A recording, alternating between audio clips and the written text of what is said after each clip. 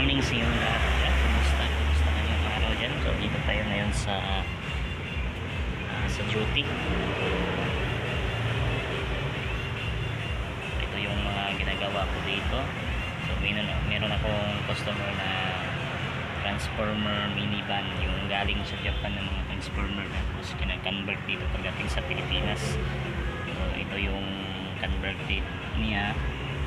Meron ang concern na mechanical sa their chassis at sa wiring. So ito yung transformer minivan. So ito yung uso dito sa Davao, itong mga transformer. Ito ay galing ng Japan, tapos kina-convert dito pagdating sa Pilipinas.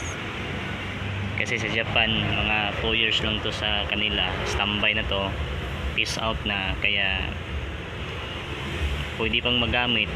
So ito yung pinapadala dito sa Pilipinas at kina-convert. Ito pinaputol kasi ito kung galing ng Japan para mapasok sa container van. So pagdating dito sa Pilipinas, so convert na nila. Ito na yun, convert. So yung aircon niya, pag convert nila is nasa gitna, kaya tanggal dashboard. At may problema rin sa kanyang wiring, hindi direct nila.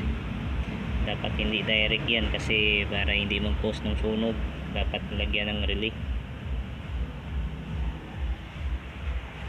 So patok ito dito sa Mindanao, itong mga Suzuki transformer, mga Suzuki wagon, minivan. Pwede na to pang pamilya outing. Ito yung uso dito sa pagdating ng Pinas, kina-convert. So ito ay aircon, tapos mag-change oil pa, tapos papalitan rin ng upper lower arm kasi medyo talog na ang mga chassis. Minivan.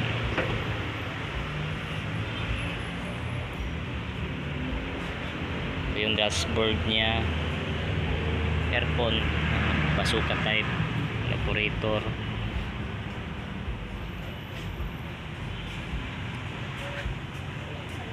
gauge.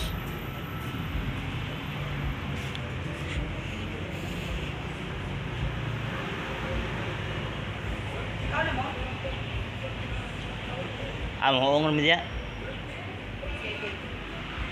Adere. Kaon mo daw kabing? Ha? So may mga audio sa mga car audio na pwede magpa-set up.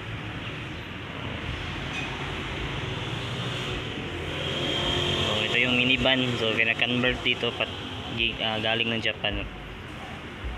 Ito na yung converted na aircon. Condenser niya, papalitan ng dryer at expansion valve.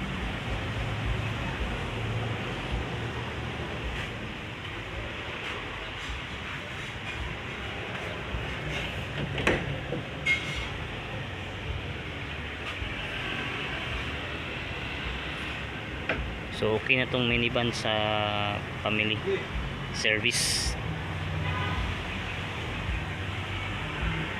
Good morning mga katrip. So ito yung update dito. Nag-duty muna ako. Umaga.